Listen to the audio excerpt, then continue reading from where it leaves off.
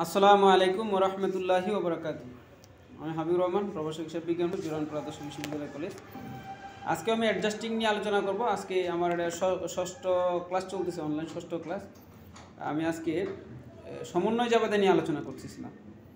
তো সমন্বয় জাবেদার বেসিক ফরম্যাটগুলো বলে রাখছি। এখন আমি অনেকগুলো জাবেদা সলভ করাবো, তোমরা দয়া করে প্র্যাকটিস করবা, খাতা কলমে লিখবা বিষয়গুলো। হ্যাঁ, প্রশ্নটা 2019 সালে আসছিল, 2005 সালে আসছিল। আগে প্রশ্নটা একটু পড়ি। যে Kamal is owner of the Marcoland computer services. Marcoland computer services সে মালিক। At the end of June 2005 সাল, 2005 সালের শেষ দিকে, his first month of the ownership, Kamal is trying to prepare a monthly financial statement. সে মাসিক ফিনান্সিয়াল স্টেটমেন্ট তৈরি করতে প্রস্তুত। Following information relates to June 2005 সাল সম্পর্কিত বিষয়গুলো দেওয়া আছে। প্রথমবারে আমরা 1 নম্বর সমন্বয়টা পড়ি। অ্যাট জুন, সে যেহেতু মাসিক তৈরি করতে যাচ্ছে, তাহলে at June 30 Kamal owe to employees, কর্মচারীদের কাছে সে দায়ী 1800 টাকা। That will be paid on August 1, 2005। তার মানে যে টাকাটা পর পরিশোধ করা হবে, পরবর্তী এই হিসাবকালে পরিশোধ করা হবে না, তার মানে সেটা হচ্ছে বকেয়া ব্যয়। নর্মালি বকেয়া স্যালারি। তার জাবেদা হবে কি? Salary expense debit, salaries payable credit. আশা করি বিষয়টা ক্লিয়ার। যে হিসাবকালে টাকা পরিশোধ করার কথা, সেই হিসাবকালে যদি পরিশোধ করা না হয়, পরবর্তী সময় পরিশোধ করা হবে বলা থাকলেও সেটা বকেয়া মনে করতে হবে। বিষয়টা আশা করি ক্লিয়ার। তারপরে অ্যাট জুন 30, জুনের 1 তারিখে দেখো আরেকটা বিষয় বলছে। জুনের 1 তারিখে যে কামাল বরুড, সে ঋণ করলো 48,000 টাকা from a local bank on 10 years mortgage. 10 বছর মেয়াদি বন্ধকি ঋণের মাধ্যমে 48,000 টাকা ঋণ করলো। অ্যানুয়াল রেট ইজ কত? 10%, মানে 10% সুদ দিতে হবে। তো আমি এই ক্ষেত্রে কী কাজ করবো? অ্যাডজাস্টিং যেহেতু, তার মানে অ্যাডজাস্টিং হচ্ছে আমি যে আজকে টাকাটা ঋণ নিছি সেটার জাবেদা না। ঋণ তো নিলাম জুনের 1 তারিখে, কিন্তু জুনের মধ্যে আমি টাকা ইন্টারেস্ট কিন্তু পেড করি নাই। এই ইন্টারেস্টটা বকেয়া রয়েছে, সেটা হচ্ছে মূল কথা। তাহলে 48,000 টাকা 10% কিন্তু 4800, আর 12 দ্বারা ভাগ করলে 1 বছরে আসে কত? না, 1 মাসে আসে 12 দ্বারা ভাগ করলে 4 12 48, 400 টাকা। তো জাবেদা হবে কি? Interest expense debit, interest payable credit 400 টাকা। এই 48,000-এর কোনো কাজ হবে না, 10 ইয়ারের কোনো আমার প্রয়োজন নাই, শুধু দরকার 1 মাস। পার্সেন্টেজ করলে আমরা নর্মালি 1 বছরের টাকা পাই, যার জন্য এটাকে পার্সেন্টেজ করে 1 বছর বের করে 1 বছরের টাকায় 12 দ্বারা ভাগ করে 1 মাসের টাকা বের করা হয়েছে। সার্ভিস রেভিনিউ আনরেকর্ডেড হোক বা ডিউ হোক, সবগুলোর মিনিং কিন্তু অলিখিত। বেসিক্যালি আমরা অলিখিত বিক্রয় যেমন মনে করি, এটা আনরেকর্ডেড সার্ভিস রেভিনিউ বেসিক্যালি। তার জন্য জাবেদা হচ্ছে account receivable debit, service revenue credit, মানে বকেয়া ব্যয়। বেসিক্যালি কি? বকেয়া ব্যয়। ইউটিলিটিজ এক্সপেন্স 400 টাকা অ্যাক্রুড, মানে কি আছে? আমি কিন্তু বকেয়া লিখে রাখছি, বকেয়ার অনেকগুলো শব্দ আছে লিখে রাখছি। তো ইউটিলিটিজ এক্সপেন্স ডেবিট আর অ্যাক্রুড ইউটিলিটিজ বা ইউটিলিটিজ পেয়েবল ক্রেডিট। আশা করি বিষয়টা ক্লিয়ার। বকেয়া ব্যয়ের জাবেদা কিন্তু আমি 1 নম্বরে লিখে রাখছি। এরপরে কিন্তু এই প্রিপেড ইন্স্যুরেন্স, প্রিপেড এক্সপেন্স বা আনএক্সপায়ার্ড এক্সপেন্স। আনএক্সপায়ার্ডের আরেক নাম প্রিপেড ইন্স্যুরেন্স এক্সপেন্স। আনএক্সপায়ার্ডের আরেক নাম প্রিপেড, কিন্তু মনে রাখবা। তাহলে আনএক্সপায়ার্ড ইন্স্যুরেন্স প্রিমিয়াম টোটালিং 700 টাকা হ্যাজ এক্সপায়ার্ড। যদি আগেই তাহলে অবশ্যই প্রিপেড ছিল, তাহলে জাবেদা কি হবে? Insurance expense debit, prepaid insurance credit 700 টাকায় লিখবো। স্টোর সাপ্লাই 600 টাকা ইউজড, মানে স্টোর সাপ্লাই 600 টাকা ব্যবহার করা হয়েছে। তাহলে অবশ্যই আমার আগে কী ছিল? সাপ্লাইজ ছিল, সাপ্লাইজটা ব্যবহার করছি, তাহলে আগে ছিল সাপ্লাইজ। এবার কী হবে? স্টোর সাপ্লাইজ এক্সপেন্স ডেবিট, আর স্টোর সাপ্লাইজ কী হবে? ক্রেডিট হবে 600 টাকা। যেহেতু উপরে সাপ্লাইজ নিচে সাপ্লাইজ এইভাবে না, সরাসরি আইটেমটা দেওয়া আছে। আনআর্ন রেভিনিউ 200 টাকা হ্যাজ বিন আর্ন, তার মানে অবশ্যই আমার অগ্রিম আগে আনআর্ন ছিল, আনআর্নটা এখন কী হয়ে গেল? আর্ন হয়ে গেছে। তাহলে তার জন্য জাবেদা হবে কি? আনআর্ন রেভিনিউ, আনআর্ন আগে থেকে ছিল অবশ্যই, না হয়তো আর্নের প্রশ্নই আসতো না, মনে রাখবা। Unearned revenue has been earn, তাহলে অবশ্যই আগে আনআর্ন ছিল, তাহলে আনআর্ন সার্ভিস রেভিনিউ ডেবিট আর সার্ভিস রেভিনিউ ক্রেডিট করে দিব। তো জার্নালগুলো আশা করি একটা বোর্ড কিন্তু অলরেডি শেষ, তারপর আমি আরেকটা বোর্ডের দিকে চলে আসছি। তোমরা একটু সিরিয়াসলি পড়াশোনা করবে। প্রশ্নটা তো অলরেডি দেখতেছো, অনেক কম সময় ধরে প্রশ্নটা কিন্তু দেখা যাচ্ছে। এতক্ষণ আমি যেভাবে বলছি তোমরা লিখতে শুরু করো না, তাও তো লেখাও হয়ে যায় তোমাদের আশা করি। তারপর আরেকটা বোর্ড 2019 সালে অন্য ডিপার্টমেন্ট, অ্যাকাউন্টিং ডিপার্টমেন্ট, আগেরটাও অ্যাকাউন্টিং ডিপার্টমেন্ট। একাধিক প্রশ্ন আসলো, যাই হোক সমস্যা নাই, আমি আবার দেখছি এই প্রশ্নটা। দেখো আগের প্রশ্ন থেকে এই প্রশ্নের প্যাটার্নটা কিন্তু একটু ভিন্ন। আগেটা ছিল 1 মাসের জন্য, আর এটা হচ্ছে জানুয়ারি শেষ 2013 সালে। কী দেওয়া আছে দেখো? ট্রায়াল ব্যালেন্সের মতন কতগুলো আইটেম দেওয়া আছে। যেমন কি আছে? সার্ভিস রেভিনিউ আছে, আর প্রিপেড ইন্স্যুরেন্স। আমরা জানি সার্ভিস রেভিনিউ কিন্তু ক্রেডিট হয়, যদি ট্রায়াল ব্যালেন্সের মতন দিত, দেয় নাই বেসিক্যালি, তো সার্ভিস রেভিনিউ আমরা জানি আগে থেকে ক্রেডিট থাকে, প্রিপেড এক্সপেন্সও ডেবিট থাকে, আর নোটস পেয়েবল কী থাকে ক্রেডিট পাশে থাকে, আনআর্ন রেভিনিউ কী থাকে ক্রেডিট পাশে থাকে। আর একটা বিষয় আমি একদম বলে রাখি যে যেহেতু ইন্স্যুরেন্স আইছে প্রিপেড, তাহলে অবশ্যই এই প্রিপেড ইন্স্যুরেন্সটা কী করতে হবে, অবশ্যই ক্রেডিট হবে, কিন্তু টাকা পয়সার বিষয় আছে দেখব। এরপরে আমাকে বলছে অঙ্ক করার জন্য কবে, মনে হচ্ছে 1 মাসের অঙ্ক খুব সম্ভবত। Analysis reveals the following additional data pertaining to this accounts. কী পাওয়া গেল, prepaid insurance is of a 2 years policy, 2 বছরের পলিসি। আমরা সবার শেষে দেখতে পাচ্ছি prepare the adjusting entries for the month of January 2013, তার মানে 1 মাসের অঙ্ক, এটাও 1 মাসের অঙ্ক। তাহলে ইন্স্যুরেন্সটা দেওয়া হচ্ছে কয় বছরের জন্য, 2 বছরের জন্য। প্রিপেড ইন্স্যুরেন্স রাখছে 2 বছর, আসলে 2 বছর তো হবে না, এক মাসের টাকা আমার এখন লাগবে। 1 বছর সমান কত, 12 মাস, 2 বছরে কয় মাস, 24 মাস। তাহলে 1 মাসের টাকা আমার কি হবে, জানাল কিন্তু আমি আগে ভাগেই পারি। Insurance expense debit, prepaid insurance credit. টাকা কত হবে, টাকা হবে এই 10,000 টাকাকে তোমরা কি করবা, 24 দ্বারা ভাগ করো। 10,000 টাকাকে 24 দ্বারা ভাগ করলে যে টাকাটা হবে সেই টাকাটা 417 টাকা দিবা। Insurance expense debit, prepaid insurance credit 417 টাকা। এবার 2 নম্বরটা কি বলছে দেখো, notes payable is a 6 month 10% notes issue জানুয়ারির 1 তারিখ 2013 সাল। নোট পেয়েবলটা ইস্যু করা হলো জানুয়ারির 1 তারিখে এবং 1 মাস কয় পার্সেন্ট, 6 মাস মেয়াদি। 6 মাস মেয়াদি আমার কোনো বিষয় না, বিষয় হচ্ছে 1 মাসের সুদ বাকি রয়েছে। ওই দেখো নোটস পেয়েবলের সাথে কিন্তু কোনো কি নাই, পার্সেন্টেজ নাই। তাহলে নোটস পেয়েবলটা কত টাকা, নোটস পেয়েবলটা হচ্ছে 40,000 টাকা। তাহলে আমরা কি করব, 40,000 টাকাকে 10% করি, করার পরে যে 4,000 টাকা আসছে এটাকে 12 দ্বারা ভাগ করি, 1 মাসের টাকা হচ্ছে কত, 333 টাকা। সেটারও বেসিক্যালি কি ইন্স্যুরেন্স এক্সপেন্স ডেবিট আর প্রিপেড ইন্স্যুরেন্স ক্রেডিট। টাকা কত লিখবো, টাকা লিখবো 333 টাকা। ইন্স্যুরেন্স বেসিক্যালি না, 2 নম্বরটা হ্যাঁ আমি একটু আবার সংশোধন করে বলি, interest expense debit, interest payable credit, টাকা লিখবো 333 টাকা। বিষয়টা আশা করি ক্লিয়ার। আরেকটা দেখো কি লিখছে, 7 customer paid for the company 6 month service package. Company 6 মাস সার্ভিস প্যাকেজ, কোম্পানি কী করলো, কাস্টমার 7 কাস্টমার পেড করে দিছে। আমাকে 6 মাস কাজ করে দেবেন, 18,000 টাকা বিগিনিং জানুয়ারি 1 তারিখ থেকে। This customer were served in January. ধরো কোম্পানি কাস্টমার থেকে টাকা গ্রহণ করে ফেলছে, 6 মাসের সার্ভিস 18,000 টাকা আপনাদের দিতে হবে। তো জানুয়ারিতে সার্ভিস অলরেডি দেওয়া হয়ে গেছে। তো যখন টাকাটা রিসিভ করছি তখন আমরা লিখে রাখছি আনআর্ন রেভিনিউ বা আনআর্ন সার্ভিস রেভিনিউ। জানুয়ারিতে যেহেতু সার্ভিস দেওয়া হয়ে গেছে তাহলে সবটুকু আনআর্ন কিন্তু আর আনআর্ন থাকবে না, কিছু টাকা অর্জন হয়ে যাবে। তো আনআর্নের পরিমাণ ছিল বেসিক্যালি কত, 80,000 টাকা। Service package 6 month service package of 18,000 টাকা beginning January. This customer were service in জানুয়ারিতে এটা দেখো বিষয়টা 7 কাস্টমার 6 মাস সার্ভিস প্যাকেজ 18,000 টাকায়, কিন্তু এটা সবারই আসলে প্রত্যেকে 18,000 টাকা করে 6 মাস সার্ভিস দিবে। জানুয়ারিতে ওরা পেড করে দিছে বেসিক্যালি, আর দিস কাস্টমার সার্ভিস দেওয়া হয়েছে। তো বেসিক্যালি আসলে এই জায়গায় 80,000 টাকা এটা সংশোধনী হওয়া উচিত ছিল। কত টাকা হয়, কারা কত টাকা দিচ্ছে সেটা বিষয় না, টাকা যেহেতু আগে আমরা নিয়ে নিছি তাহলে আমাদের 7 customer paid for the company 6 service 18,000 টাকা বিগিনিং জানুয়ারি।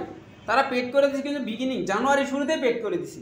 তাহলে 18,000 টাকা যদি জনপ্রতি হয়, 18,000 টাকাকে আমরা কি করব, 18,000 টাকাকে আমরা 6 দ্বারা ভাগ করলে জনপ্রতি টাকা কত, 6 মাস সার্ভিস তো 1 মাসে 3,000 টাকা। কাস্টমার যেহেতু 7 জন, তো 7 দ্বারা গুণ করি 21,000 টাকা। আমরা লিখবো কি service revenue debit, unearned service revenue debit, service revenue credit হবে, টাকা হবে 21,000 টাকা। আশা করি এই বিষয়টা clear. Sunflower limited render provided completed, সবগুলা মিনিং একটাই। আদার কাস্টমার বাট আনবিল মানে বাকিতে যদি সেবা দেওয়া হয় সার্ভিস রেভিনিউ ডেবিট, আর account receivable debit, service revenue credit. বাকিতে সেবা দিলে কী হবে, account receivable debit, service revenue credit. Unbill মানে বাকি, রেন্ডার প্রোভাইডেড কমপ্লিটেড সবগুলার মিনিং কিন্তু একটাই ছিল, বকেয়া। রেন্ডার কমপ্লিটেড পারফর্ম সবটি মানে সেবা প্রদান করা, প্রোভাইড করা কোনো কিছু, হ্যাঁ বকেয়া না, বেসিক্যালি সেবা প্রদান করা, 4টা মিনিং একই বিষয়। আনবিল মানে বকেয়া।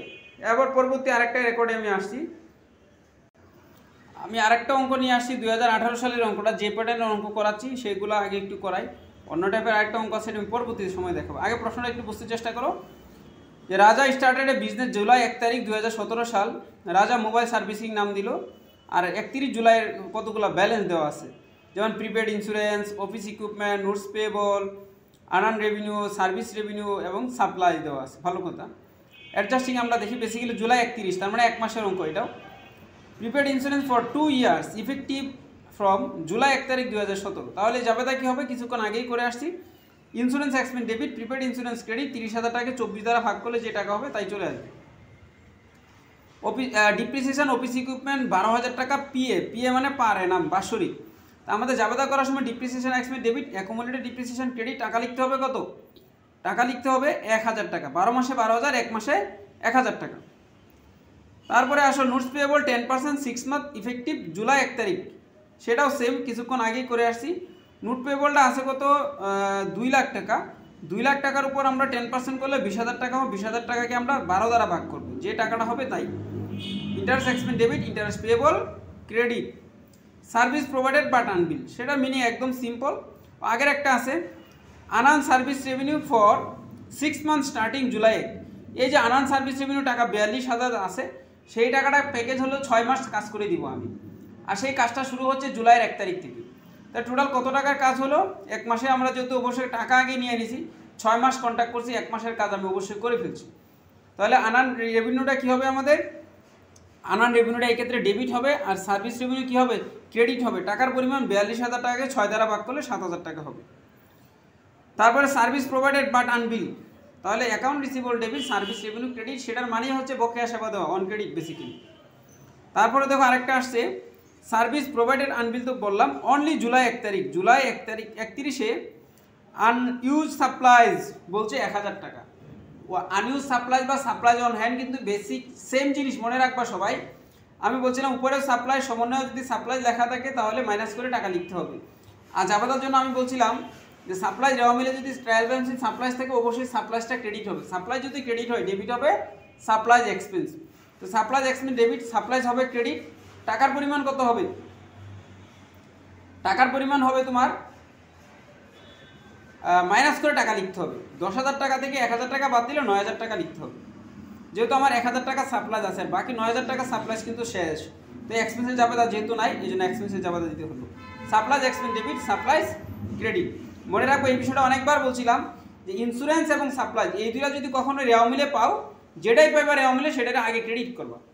যদি রেওয়া মিলে এই জায়গায় প্রিপেড ইন্স্যুরেন্স না থেকে শুধু ইন্স্যুরেন্স এক্সপেন্স থাকতো, তাহলে আমাদের জাবেদা হয়তো কি insurance expense debit, prepaid insurance credit. আর সাপ্লাইজ যদি এই জায়গায় না থেকে সাপ্লাইজ এক্সপেন্স হইতো, তাহলে সাপ্লাইজ এক্সপেন্স হইতো ক্রেডিট, আর সাপ্লাইজ হইতো কিন্তু ডেবিট। এবার আছে সাপ্লাইজ, তাহলে supplies debit, supplies expense debit, supplies credit হবে। প্রিপেড ইন্স্যুরেন্স, তাহলে প্রিপেড ইন্স্যুরেন্স হবে ক্রেডিট, সাপ্লাইজ ইন্স্যুরেন্স এক্সপেন্স হবে ডেবিট। টাকা বের করার বিষয়টা আমি কিন্তু বলছি আগেই। আরেকটা অঙ্কতে আমি যাব, তোমরা একটু সিরিয়াসলি পড়াশোনা করো, একটু প্র্যাকটিস করো না। আমি তো সবগুলা মিনিং বলে দিচ্ছি, কীভাবে করতে হবে বলে যাচ্ছি, তোমরা তো একটু চেষ্টা করলেই পারো আশা করি। তাহলে আরেকটা অঙ্ক আছে, এটা এদিকে আরেকটা ক্লাস তোমাদের করাই দেব অবশ্যই। নতুন একটা বিষয় বলে দেই, এটা তোমাদের একটু গবেষণার বিষয় আছে, একটু জানার বিষয় আছে, একটু জটিল একটু প্রক্রিয়া, ভিন্ন ধর্মীয় অঙ্কটা এটা আমি আজকে করাই। এরপরে আরও 2-1টা ক্লাস নিতে হবে অ্যাডজাস্টিংয়ের উপর। অ্যাডজাস্টিং যত বেশি পারবা তত বাকিগুলো তোমাদের সুবিধাজনক হবে। দেখো এটা একটা ডিগ্রি অঙ্ক, ভিন্ন ধর্মীয় অঙ্ক, তোমরা একটু চেষ্টা করবা শুধু করার জন্য। আমি এই অঙ্কটা দেখাচ্ছি। এটা তো টোটালি ভিন্ন ফরম্যাট, কিন্তু এতক্ষণ যে ফরম্যাটে অঙ্কটি করাছি সেই ফরম্যাট না, ভিন্ন ধর্মী একটা অঙ্ক। একটু বুঝতে চেষ্টা করবা, একটু সময় দেবো অঙ্কটার পিছনে। দেখো 2টা ট্রায়াল ব্যালেন্স দেওয়া আছে, একটা অ্যাডজাস্টেড ট্রায়াল ব্যালেন্স আর একটা আনঅ্যাডজাস্টেড ট্রায়াল ব্যালেন্স। এই অঙ্কটা 2018 সালে আসছে, যেহেতু সব ডিপার্টমেন্টে আসে, এটা ফিনান্স ডিপার্টমেন্টে আসছিল। অঙ্কটা বেসিক্যালি আমরা এই ক্ষেত্রে আমাদের কোনো অ্যাডজাস্টিং কিন্তু দেওয়া নাই, অ্যাডজাস্টিং তোমার ক্রিয়েট করতে হবে। কি করে আসবে আমি দেখব, মনে রাখবা 4টা শব্দ মনে রাখলে তোমাদের জন্য সহজ হবে। আমি 4টা শব্দ লিখে দিচ্ছি তোমাদের সুবিধার জন্য, যেন তোমরা সহজেই মনে রাখতে পারো। এই টেকনিকটা মনে রাখলে এই ধরনের জাবেদা করা একদম সহজ হবে। হ্যাঁ, আমি একটু বলে দিচ্ছি তোমাদের জন্য,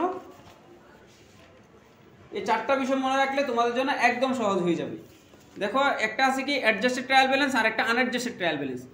আনঅ্যাডজাস্টেড ট্রায়াল ব্যালেন্স যেটা আছে, আনঅ্যাডজাস্টেড ট্রায়াল ব্যালেন্স, এটা আনঅ্যাডজাস্টেড, আরেকটা কি অ্যাডজাস্টেড ট্রায়াল ব্যালেন্স, মনে রাখবা।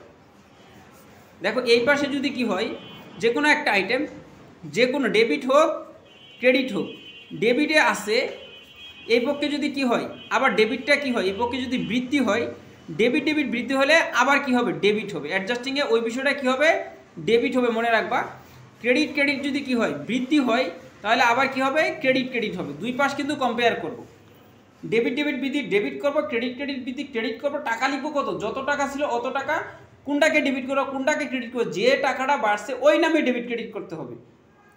আর যদি কি হয়, ডেবিট ছিল এই পক্ষে যত টাকা, এদিকে গিয়ে কি হয়ে গেল, ডেবিটেই আছে কিন্তু হ্রাস পেয়ে গেছে, তাহলে ওই আইটেমটা কি করতে হবে, তোমাদের অবশ্যই ক্রেডিট করতে হবে।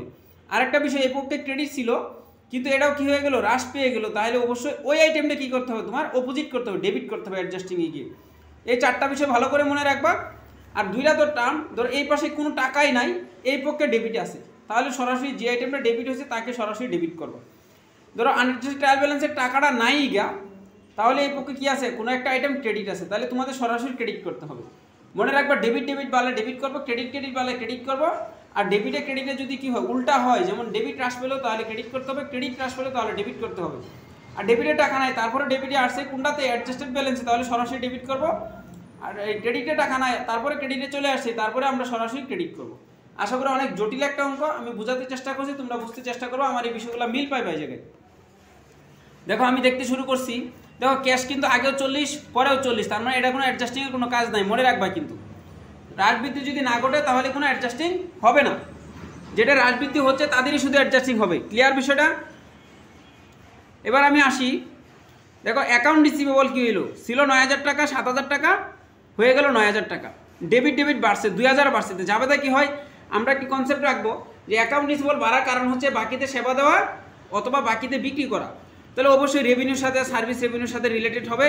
এই অঙ্কের মধ্যে আমরা একটু দেখতেই পাবো যে সার্ভিস রেভিনিউ নামে কোনো কিছু আছে কিনা, এই বিষয়ে একটু নজর রাখবো। অবশ্যই সার্ভিস রেভিনিউ আছে, তাহলে আমরা বুঝেই যাবো যে এটা অ্যাকাউন্ট রিসিভেবল ডেবিট 2000 টাকা। আমি বলছিলাম ডেবিট ডেবিট বাড়লে ডেবিটই করবো, কাকে, ওই নামে ডেবিট করবো। তাহলে অ্যাকাউন্ট রিসিভেবল ডেবিট 2000 টাকা, সার্ভিস রেভিনিউ ক্রেডিট 2000 টাকা। এই সার্ভিস রেভিনিউ নিয়ে কিন্তু আর কোনো নাম হবে না, অঙ্কটা একবার পড়ে নিবা, যে নামটা উপরে তার সাথে যে সম্পর্কটা হইতে পারে সেই নামটা অবশ্যই নিচে দেওয়া আছে। তাহলে অ্যাকাউন্ট রিসিভেবল ডেবিট 2000 টাকা, সার্ভিস রেভিনিউ ক্রেডিট দেখো 2000 টাকা কিন্তু আছে। এবার আসো প্রিপেড ইন্স্যুরেন্স, ছিল কত 6500, এদিকে আছে 3000, তার মানে কি হচ্ছে, টাকা কমে গেছে। তার জাবেদা কি হবে, বলছিলাম যে ডেবিটই আছে, আবার ডেবিটেই বসলো কিন্তু টাকা কমে গেল, জাবেদা কি হবে, প্রিপেড ইন্স্যুরেন্স ক্রেডিট হবে। আর ডেবিটটা কী হবে, ইন্স্যুরেন্স এক্সপেন্স হবে। টাকা কত কমছে, 3.5 টাকা অবশ্যই তুমি নিচে পাইবা, দেখবা ইন্স্যুরেন্স এক্সপেন্স ডেবিট আর প্রিপেড ইন্স্যুরেন্স ক্রেডিট 3500 টাকা। তো একটার জন্য কিন্তু দুইটা যাবে সাথে সাথে কমপ্লিট হয়ে যাবে তোমাদের। সাপ্লাই দেখো আছে 5000, এদিকে আছে 2000, নাই কত 3000। আমি কি বলছিলাম, যদি কমে যায় তাহলে ক্রেডিট করতে হবে। তো সাপ্লাইজ তো ক্রেডিট, ডেবিট করবা কাকে, সাপ্লাইজ এক্সপেন্স। সাপ্লাইজ এক্সপেন্সের টাকাটা অবশ্যই নিচে খুঁজবা, পেয়ে যাবে। এই যে সাপ্লাইজ এক্সপেন্স ডেবিটে 2000 টাকা আছে, কিন্তু 3000 টাকা। এবার আসো ইকুইপমেন্ট, দেখো ইকুইপমেন্টের টাকার কোনো নড়চড় নাই, যে টাকার কোনো নো চেঞ্জ নো জার্নাল। আশা করি বিষয়টা you can understand, no change no journal.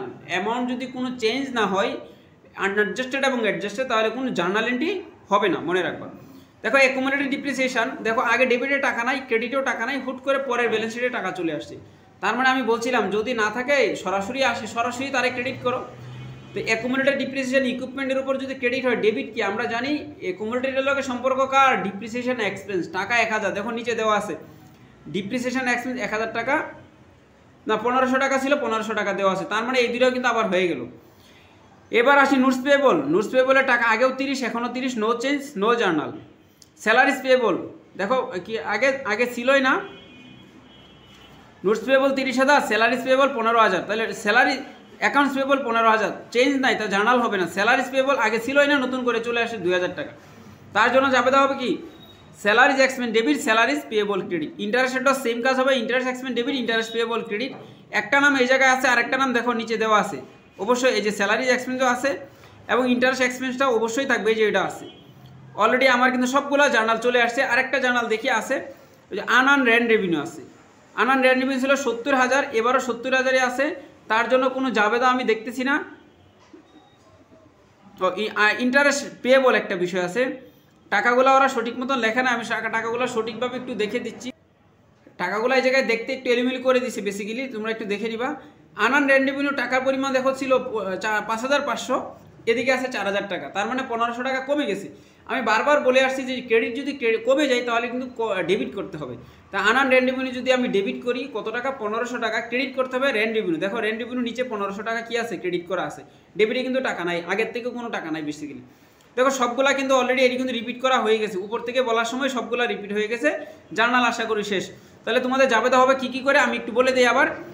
Account receivable debit, service revenue credit, prepaid insurance expense debit, prepaid insurance credit, supplies expense debit, supplies credit, accumulated depreciation expense debit, accumulated depreciation credit, note payable, accounts payable, no journal, salaries expense debit, salaries payable credit, interest expense debit, interest payable credit, আর হচ্ছে unearned rent revenue debit, rent revenue credit.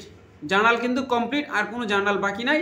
আশা করি তোমরা পারবা, একটু practice করো। Adjusting কিন্তু সরাসরি বলা নাই, এটাও এই ধরনের অ্যাডজাস্টিংও আসতে পারে। আজকের মতন রাখবো, তোমরা কমেন্টসে একটু জানাইবা অবশ্যই, যে কয়েকটা অঙ্ক বলছি এগুলো অবশ্যই একটু প্র্যাকটিস করবা। তো ভালো থাকো সবাই, আজকের মতন রাখবো আমি তাহলে।